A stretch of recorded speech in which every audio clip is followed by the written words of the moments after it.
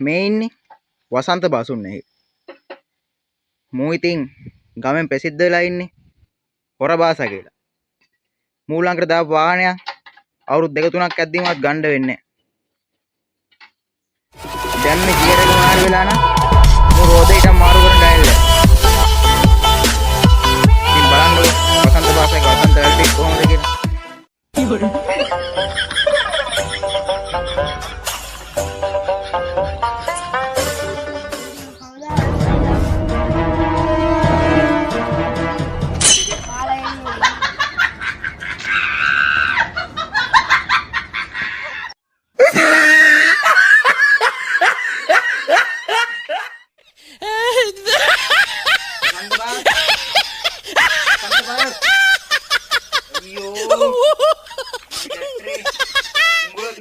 What a joke.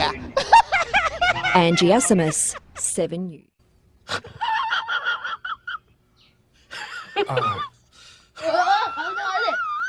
මොකද්ද බාසුන් නැහැ මේ කරන වැඩේ තේරුම. ඔහොම මිනිස්සු රවට්ටන්න එපා අප්පා. බලන්න මගේ ඩැක්ටරේ.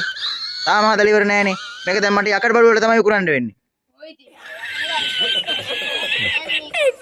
මොකක්ද යකෝ උඹ කිව්වේ? මෙච්චර මගෙන් සල්ලි වෙදන් කරලා ඔක්කොම කරගත්තේ. ඕක මේවා කරන්නද?